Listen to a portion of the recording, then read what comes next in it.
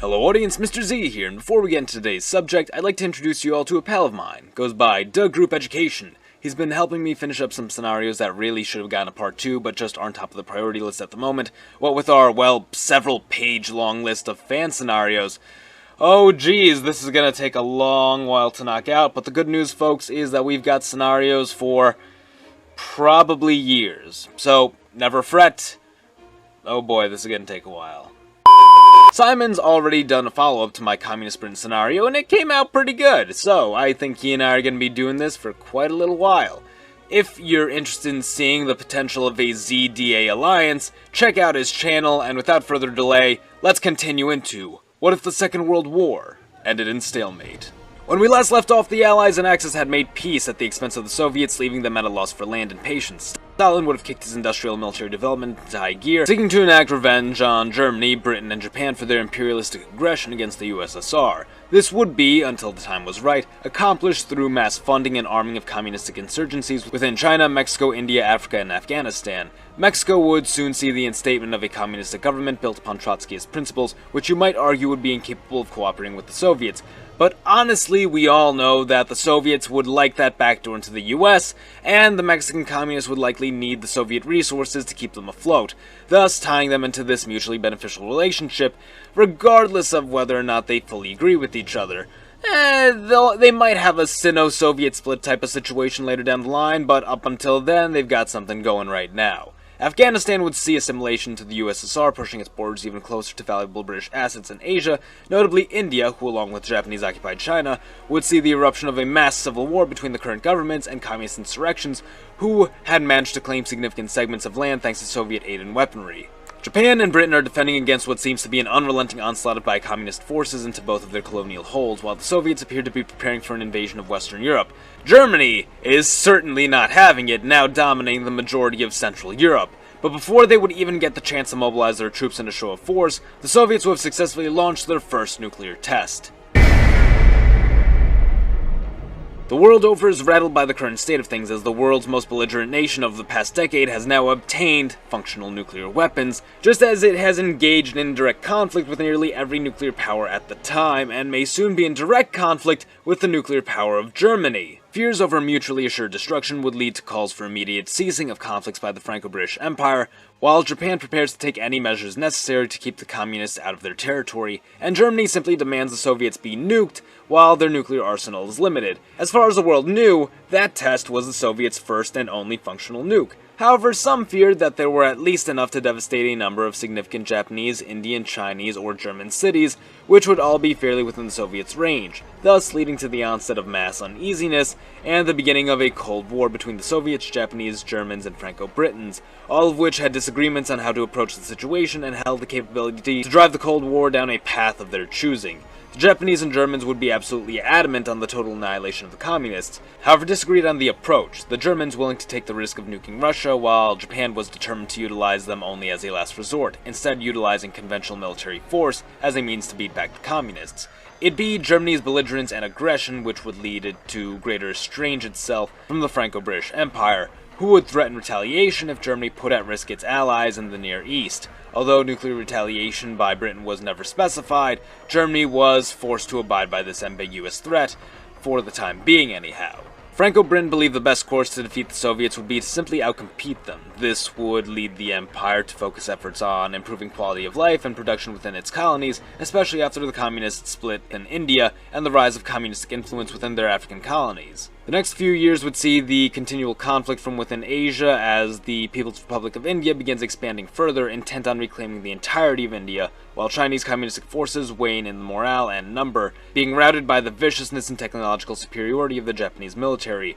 War would be fought near exclusively through proxy conflicts, although there were a period of heavy hostilities over claims to the border state of Belarus, or Slavia as it would be known in this timeline. This period nearly saw the exchange of shots between German and Soviet troops, and could have very well heated up this whole war. All the while, the United States is funding operations to topple the communist Mexican government, only for it to backfire and fail, much as in the Bay of Pigs invasion launched on Cuba in our timeline.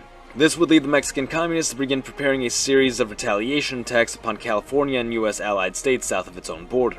Over in Africa, communism would begin to take hold within majorly unclaimed regions of West Africa, which Spain and France would have given up following the Second World War. The significance of these states would be that they bordered significant German and Franco-British colonies, as well as the newly reinforced American Liberia, which the US government reassured dominance over following the Second World War, as well as Panama, turning both of them into United States territories much like Puerto Rico and Guam.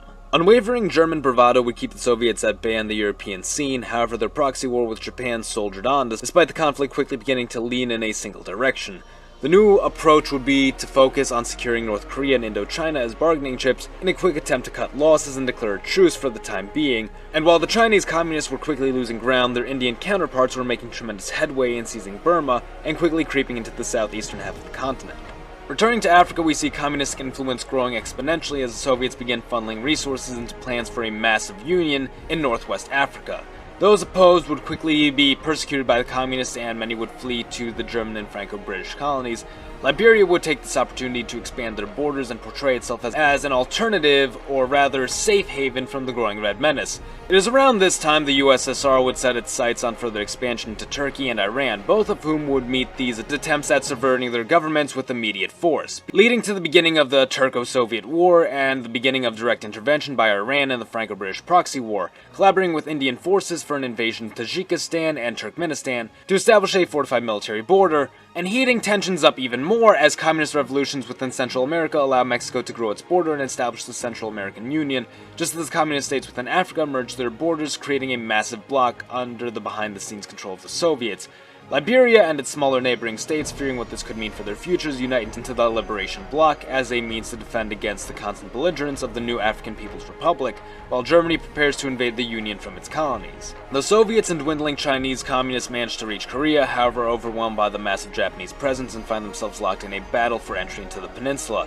The communist presence within India and now its growing influence within the Middle East was leading Franco-Britain to place its hopes in Iran, who was continually pressing forward and withstanding the corruption that was seemingly consuming its allies. Franco-Britain was losing its foothold within Asia and could no longer waste resources that were direly needed in its colonies in Africa. And as Sri Lanka and half of India felt communism, so would the Franco-British Empire facilitate with Iran the establishment of the Neo-Persian Empire, encompassing Tajikistan, Turkmenistan, Uzbekistan, Armenia, and Iraq, in addition to Iran itself, and a large portion of British India, or Pakistan rather, which housed a tremendous cache of weaponry and supplies to bolster the strength of their new primary asset in the Middle East, as Turkey and Saudi Arabia joined the USSR. The Soviet Union had now spread its reach to nearly every single continent, having significant allies in North America, Africa, and Asia, along with its own reach in Europe and developing communistic presence within South America.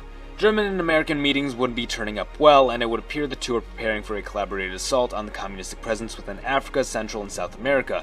Franco-Britain has withdrawn itself from major interactions within India and is instead funneling efforts into improving the standard of living within its African colonies in order to prevent the spread of communism to them. However, all the while grooming Persia to become a superpower capable of challenging the USSR's claims to Asia and the Middle East as they begin work on their own nuclear weapons program. Japan and its Chinese proxy state continue to wage war against the Soviets, locked in what seems like an endless conflict. Many within the Japanese military command finally considering utilizing nukes as the Soviet forces advance through Korea and are now at the door of the Japanese islands. Things have reached a very volatile point, and it may only be a matter of time until all hell breaks loose. And that is where I'm going to end this video for now.